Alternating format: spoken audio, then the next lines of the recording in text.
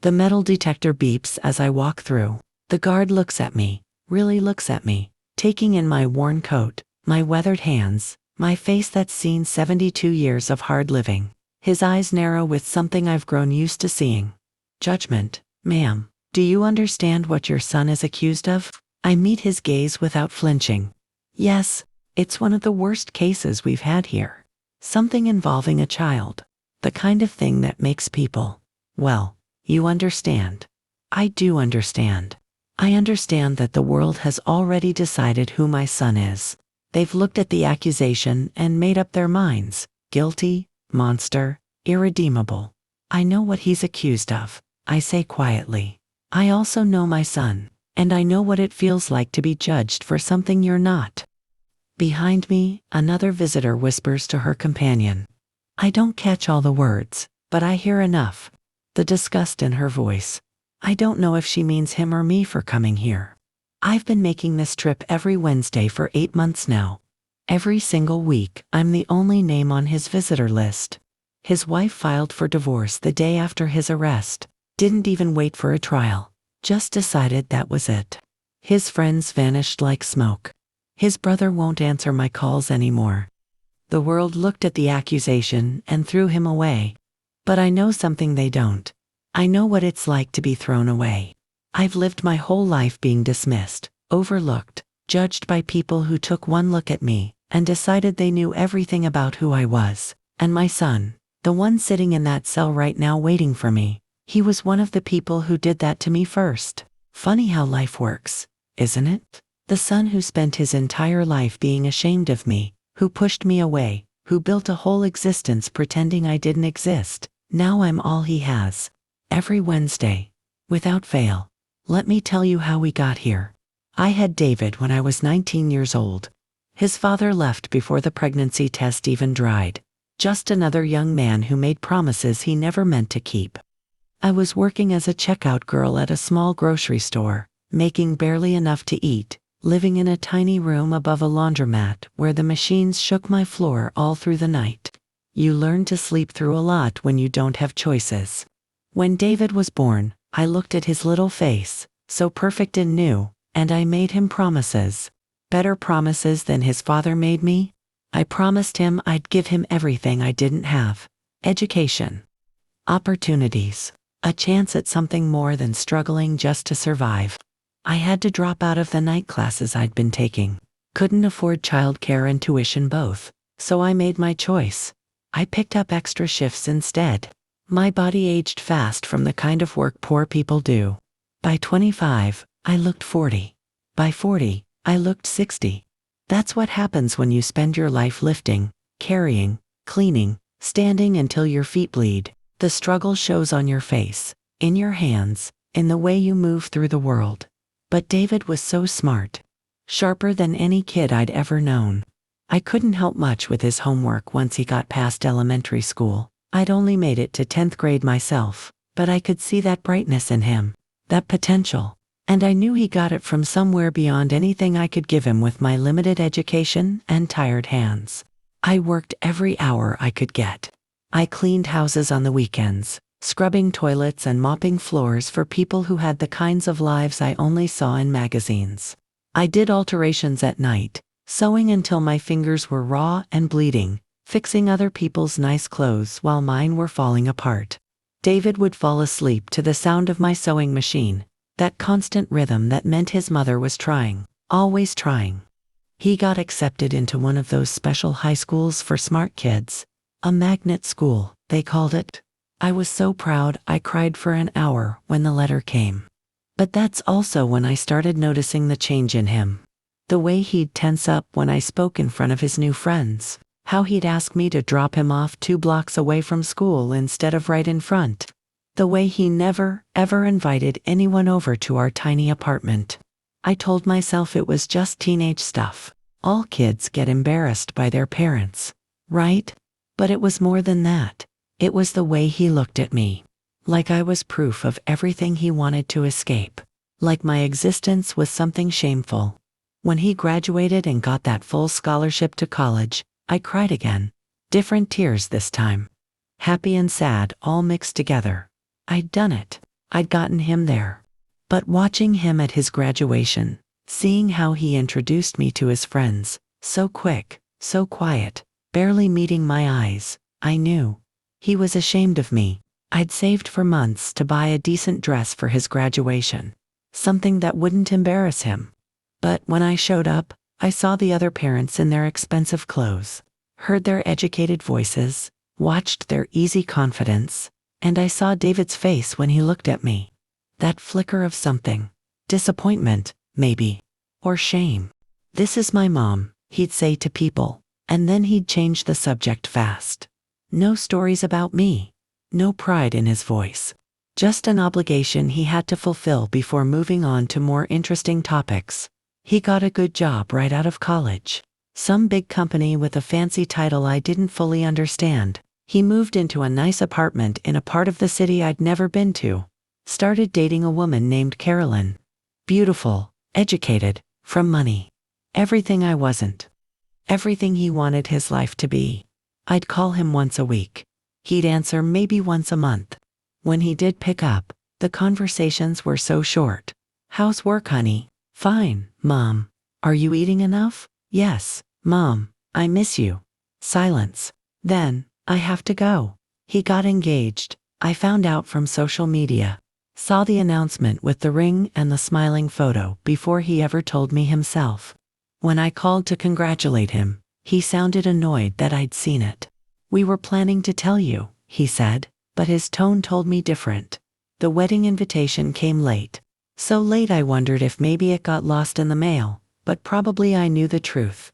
I wore the same dress from his college graduation. I'd kept it nice, spent money I didn't have to get it dry cleaned.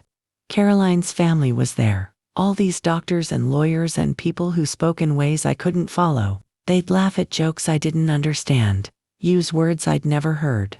I sat at a table in the back. Not with the family, just me and David's aunt, his father's sister who'd stayed in touch with me over the years. She patted my hand and said, "Boys sometimes forget where they came from." But he didn't forget. That would have been kinder. He remembered. He just chose to act like it didn't matter. Chose a life that had no room for the woman who'd sacrificed everything to make that life possible. After the wedding, the already rare calls stopped almost completely. Months would pass. I'd send cards for his birthday, for holidays. Sometimes he'd text back, "Thanks, Mom." 2 words. That's what we became. 2-word text messages from a son who wished I didn't exist. Caroline got pregnant. I found out online again, saw the announcement, the gender reveal photos, all of it on Facebook before anyone told me directly. I crocheted a blanket for the baby, spent weeks making every stitch perfect. Sent it with a card. Never got a thank you. Never got anything. When my grandson was born, I didn't find out for 3 days. 3 days that baby was in the world before anyone thought to tell me. I asked if I could visit, meet my grandchild. David said they were busy, maybe in a few months. Months turned into a year. I saw pictures online, Caroline's parents holding the baby, David's face full of joy, but never me. I wasn't part of that perfect picture he'd built. I stopped reaching out as much. It hurt too much, that constant rejection. Every ignored call felt like another reminder that I wasn't good enough, wasn't educated enough, wasn't polished enough, wasn't worth his time. Then, one evening, I was watching the news, and I saw his face, my son's face, on the television, with words underneath that made my heart stop. The reporter was talking about an arrest, about accusations, about something involving a child at my grandson's daycare, something terrible, the kind of terrible that makes people's faces change when they hear it. The worst kind of accusation you can make against someone. I couldn't breathe. The room was spinning. This couldn't be real. They showed his picture again. Said he'd been taken into custody. Said there were witnesses. Said it was serious. I grabbed my phone with shaking hands and called him. The number was disconnected. I called Caroline. She answered, and her voice was ice. "If you're calling to defend him, don't. I'm filing for divorce. I'm taking my son as far away as possible. And if you try to contact me again, I'll get a restraining order."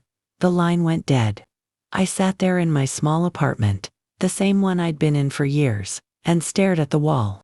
My son, the boy I'd raised, who I'd worked myself into the ground for, who'd pushed me away his whole adult life, he was alone now, completely alone. Everyone had abandoned him the second the accusation came, and I knew, somewhere deep in my bones, the way mothers know things, I knew he didn't do it. Not because he was perfect, not because he was incapable of wrong, but because I knew him. I knew the little boy who cried when he stepped on a bug by accident. I knew the teenager who tutored younger kids for free every Saturday. I knew my son, even if he'd spent years pretending I didn't know him at all. I found out which jail they were holding him in. County jail, waiting for trial. The bail was set at $500,000. I had maybe $3,000 in savings. Might as well have been $3 million. I called and asked to visit. They said he wasn't accepting visitors. Wasn't on anyone's list. So I showed up anyway. The first time took 4 hours. I sat in that waiting room while they went back and forth, checking, asking him, coming back to tell me no. I said I'd wait. Finally, a guard came out looking surprised. He says you can come in. They searched me so thoroughly, more than they searched anyone else, like they thought I was bringing something in. Like association with him made me suspicious too. They went through my purse 3 times. Made me take off my shoes, my jacket. Other visitors watched. Some looked sympathetic. Most looked disgusted. Finally, they took me through. Long hallways with flickering lights, and that smell of industrial cleaner that never quite covers up the despair underneath. Into a room with tables bolted down and phones on the wall for talking through the glass. I sat and waited. When they brought David in, I barely recognized him. He'd lost so much weight. His face was hollow, pale like he hadn't seen sun in weeks. His eyes had dark circles so deep they looked like bruises. But worse than all of that was the look in his eyes. Empty, defeated, terrified. He sat down slow, like moving hurt. Picked up the phone on his side. I picked up mine. We just looked at each other for a long moment. Why are you here? His voice sounded broken, raw. Because you're my son. He made a sound that might have been a laugh if it wasn't so bitter. I treated you terribly my whole life. I was ashamed of you. I pushed you away. I didn't even invite you when your grandson was born. Why would you come here? Because you're my son, I repeated. And because I know you didn't do this. That's when he started crying. Right there, behind that glass, my 40-year-old son broke down sobbing. Everyone thinks I did it.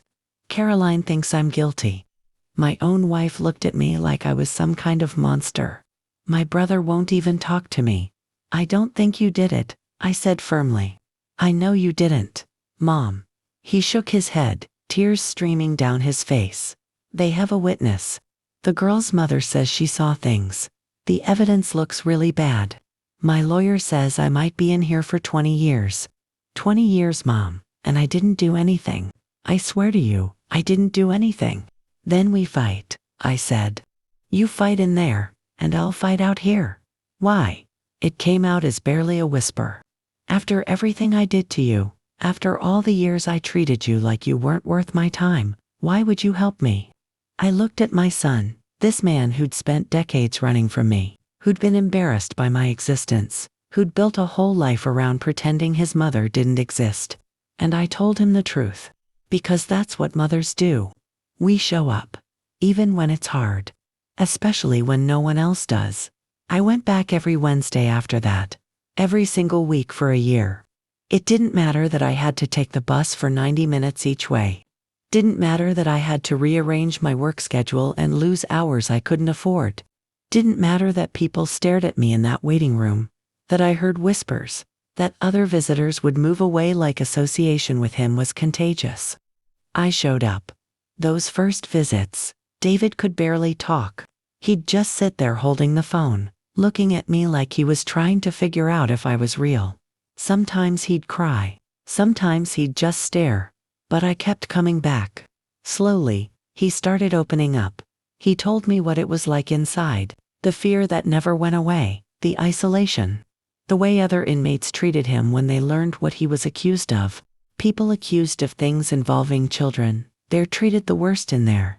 He'd been hurt, more than once. He lived every day terrified. The guards didn't help. Nobody helped. Everyone assumed he deserved whatever happened to him. I understand now, he said one day, maybe 3 or 4 months in. What it feels like to be judged by everyone. To have people look at you and decide they know everything about you. To be invisible and hated at the same time. He looked at me different when he said that. Really looked at me for maybe the first time in 20 years. You lived like this your whole life, didn't you? People looking down on you because you were poor. Because you didn't have an education. Because you looked tired from working so hard. And I did it too. I looked down on you. You were trying to build a life, I said, though it had hurt. God, it had hurt so much. No. He shook his head hard. That's not an excuse. I was cruel. I was a coward. I was so worried about what other people thought that I threw away the one person who actually loved me. And now look where I am. Everything I built is gone. Everyone I thought mattered, disappeared. But you're here. You're the only one here. I reached up and pressed my hand flat against the glass. He pressed his against mine from the other side, tears running down both our faces. I'm sorry, Mom, he sobbed. I'm so sorry for everything.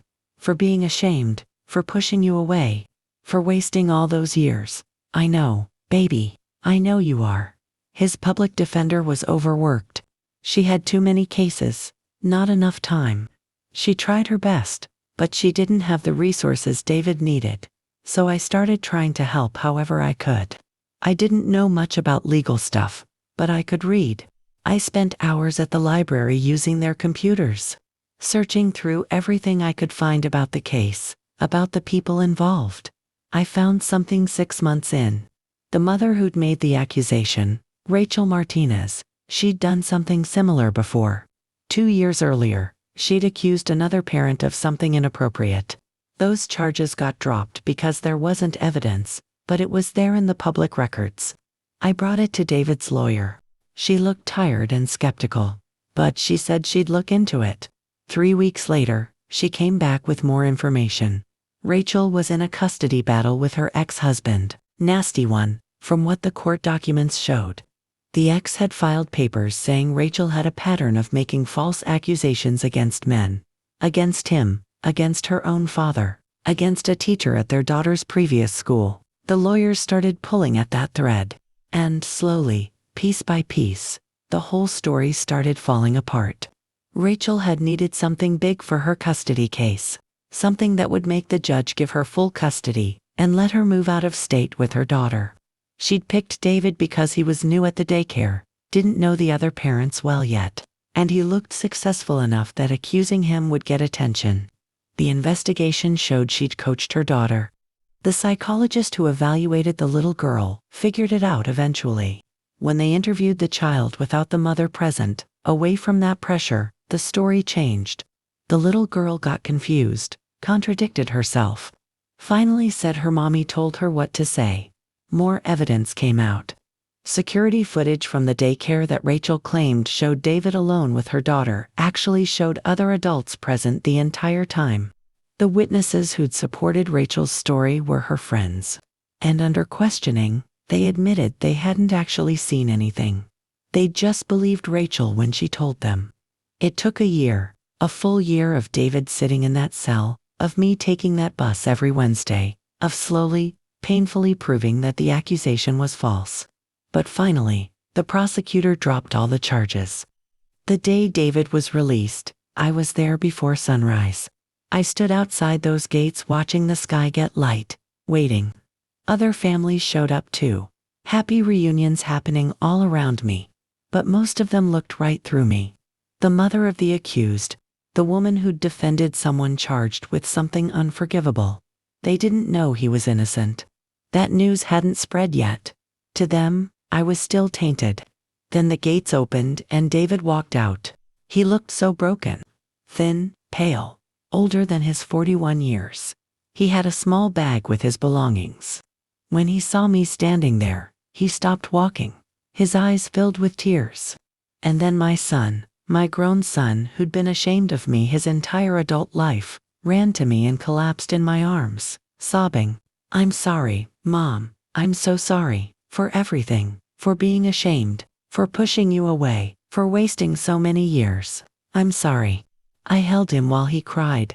This man who'd once been too embarrassed to let me meet his friends, who'd kept me at arm's length because I wasn't polished enough, educated enough, successful enough. He held on to me like I was the only real thing left in a world that had betrayed him. "Let's go home," I said softly. He pulled back, confused. "Home, my home, our home. Come on, baby." I took him back to my small apartment. One bedroom, barely any furniture, in the neighborhood he used to avoid. He looked around at my life, the life I'd lived while he built his perfect one, and he started crying again. "I'm so sorry you lived like this while I had everything. I'm so sorry I never helped you. Never even offered. You're here now," I told him. "That's what matters." David moved in that day. He had nowhere else to go. Caroline had divorced him while he was locked up. She'd moved across the country with their son. His brother still wouldn't return calls. His friends were gone. His job was gone. His whole life, gone. Except me. The first weeks were really hard. David was traumatized from that year. He'd have nightmares, wake up thinking he was still in that cell. He'd flinch at loud noises. Couldn't handle crowds or being in small spaces. The confident man he'd been was gone, replaced by someone scared and fragile. But slowly, so slowly, he started healing. He found work at a warehouse. Nothing like his old corporate job, but honest work. He'd come home tired and sore. We'd eat dinner together at my small table. He'd help with dishes. We'd watch television together. Simple, quiet things. The kind of life he used to think was beneath him. One evening, maybe 3 months after he got out, we were sitting on my old couch watching some game show. David suddenly turned to me. "I spent my whole life trying to be important," he said quietly. "Thought success was about money and status and impressing people who didn't actually care about me. I was so focused on building this perfect life that I threw away the only thing that actually mattered." He looked at me with tears in his eyes. I threw you away. And you were the only one who showed up when everything fell apart. David, honey, now, let me say this." He took my hand, my rough, work-worn hand. "You're the most important person I've ever known. Not because of what you achieved or what you owned, because of who you are. You're loyal and strong and kind even when people don't deserve it. You loved me when I didn't deserve it. You showed up every single Wednesday for a year, even though I'd spent decades treating you like you were nothing." He squeezed my hand. "I want to spend the rest of my life making up for lost time. Not because I owe you, though I do, but because I finally understand what actually matters. It's this. It's you. It's being here together. This is what I should have wanted all along." I couldn't speak through my tears. I just held my son's hand. That was 2 years ago. David still lives with me. He got promoted at the warehouse, makes decent money now. He keeps offering to get us a bigger place, somewhere nicer. But I tell him this is enough. We don't need much when we have what matters. He's trying to rebuild some kind of relationship with his son. Caroline makes it hard. The divorce and everything that happened poisoned her against him. And even though he was proven innocent, she can't seem to let go of what she believed. But David calls every week, sends birthday cards and Christmas presents. He's patient, hoping that someday his boy will want to know his side of the story. But mostly, David focuses on being present now, being here, showing up. He makes me breakfast every morning before work, calls me during his lunch break just to check in, comes home and asks about my day, really listens to the answer, takes me to doctor appointments. Holds my arm when we walk because my knees aren't what they used to be. He treats me like I'm precious. Like I matter. Like I'm someone worth being proud of. Last month, he surprised me. He'd been saving money, and he booked us a trip. Just a weekend at a little bed and breakfast, a few hours away.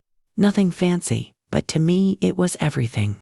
We sat on a porch overlooking a lake, drinking coffee, watching the sun come up.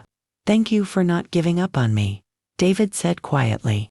Thank you for seeing who I really was even when I couldn't see it myself. Thank you for showing me what real love looks like. You're my son, I said simply. That's what mothers do. He shook his head. No, Mom. That's what you do. Not everyone, you. You loved me unconditionally, even when I didn't deserve it. You showed me that love isn't about what people can do for you, or how they make you look.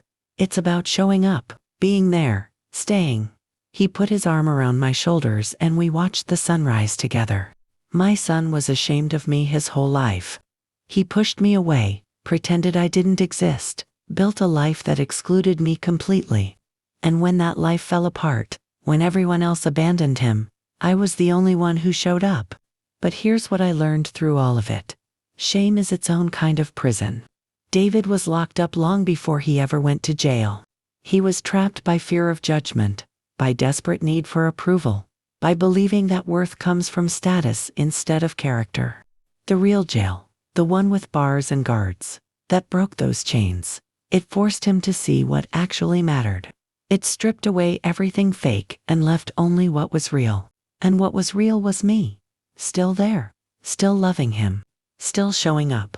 People ask me sometimes how I could forgive him, how I could welcome him back after years of rejection, how I could visit him every week when he was accused of something so terrible that most people wouldn't even say it out loud. The answer is simple. Because love doesn't keep score. Real love doesn't say you hurt me, so now I'll hurt you back. Real love doesn't wait for people to deserve it before showing up. Real love is unconditional. It's getting on that bus every Wednesday when everyone else has walked away. It's pressing your hand against the glass. It's saying, I know you didn't do this when the whole world says otherwise. It's opening your door and saying come home to someone who spent years pretending your door wasn't worth walking through. My son learned what I'd always known, that the people who matter are the ones who stay. Not when it's easy or convenient, but when it's hard, when it's embarrassing, when it requires real sacrifice. David's life looks different now than what he planned. He's not a corporate executive anymore, doesn't have a big house or fancy car, doesn't have the respect of people who measure worth in dollar signs, but he has something better. He has peace, he has purpose, he has love that's real, not conditional. He has a relationship with his mother that's built on honesty and presence instead of shame and distance. And I have my son back. Not the son who was ashamed of me, but the son who sees me, really sees me, who values me not despite my rough edges and hard life, but because of them, because they prove I'm strong, because they show I survived, because they're evidence of love that never quit. Some people probably think I'm a fool for forgiving him, for taking him back after he treated me so badly for so long. But those people don't understand that forgiveness isn't weakness. It's strength. It's choosing love over bitterness. It's choosing presence over grudges. And showing up, really showing up for people even when it's hard, even when they don't deserve it. That's not foolish. That's the most powerful thing a person can do. My son was ashamed of me his whole life. But I was never ashamed of him. Not when he pushed me away. Not when he got arrested. Not when people whispered and stared as I walked into that jail every Wednesday. Never. Because that's what love is. It shows up. It stays. It never gives up. And in the end, that's what brought him home. Her son spent years running from the woman who gave him everything. Then the world turned against him, and she was the only one who didn't run from him. If this story touched you, maybe you're holding on to shame about where you came from. Maybe you've pushed away someone who loved you because you thought they weren't good enough for the life you wanted to build. Or maybe you're the one who's been pushed away, who's been deemed not good enough, not polished enough, not worthy of someone's time. Know this: real love doesn't care about status or education or how much money you have. Real love shows up. Real love stays. Real love sees value in people that the world overlooks. And if you're the one who's been rejected, who's been deemed an embarrassment, your worth isn't determined by whether someone claims you. You are valuable because of who you are, because of what you've survived, because of the love you've given even when it wasn't returned. She showed up every Wednesday not because he deserved it, but because that's what love does. It doesn't calculate. It doesn't keep score. It just shows up. If this story moved you, please subscribe to this channel. I want to know where you're watching this from. Tell me in the comments what city, what corner of the world this story has reached. Have you ever been ashamed of someone who loved you? Have you ever been the one deemed not good enough? Share your story in the comments. Hit the like button if you believe love should be unconditional. Thank you for being here. Until next time.